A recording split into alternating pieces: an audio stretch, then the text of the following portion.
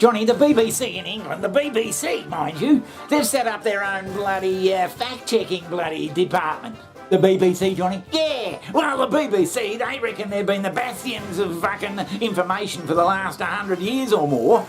And in our country, the BBC have launched its own verification unit and are presenting it as if it's just like a new form of entertainment, like sports or weather or the Teletubbies. Have a look. Welcome to BBC Verify. Like you said, we are a team of investigative journalists here at the BBC. We are also a new brand, and we are a physical location above the newsroom in London. Above the newsroom, just making sure, ooh, that story's good, but not that one, actually. Jeffrey Epstein, no, you didn't. Ukraine war, I didn't think so. Pandemic measures, you'd better not. And the point of the team, as you said, is to verify video, to fact check, to counter disinformation, and to analyse really complex stories so we can get to the truth of what's going on. Johnny, but what about the BBC? Don't they tell a whole lot of shit too? And the point of the team, as you said, is to verify video, to fact check, to counter disinformation, and to analyse really complex stories so we can get to the truth of what's going on. It seems the BBC has got to have a dossier on everybody who makes a comment. I have some undercover accounts that I've set up for the BBC's Americast podcast,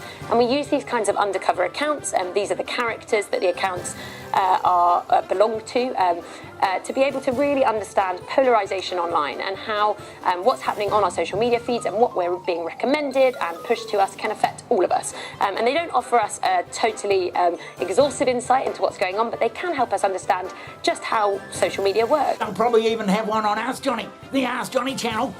It'll be a pretty bloody boring dossier by Jesus, but they may have one, and if we come out with some bold, hard-hitting fact, they're going to get our dossier out and check our bloody credentials. But Johnny, who's checking the fucking BBC? What do you want me to do, draw you a picture? Well, you could knock me down with a bloody feather, Johnny.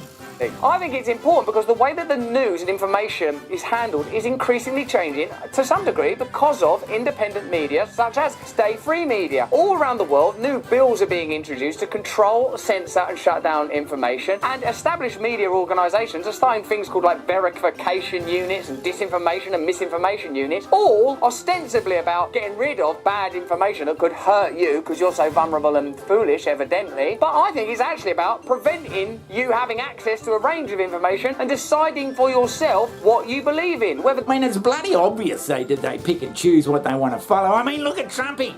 Poor old Donald Trump.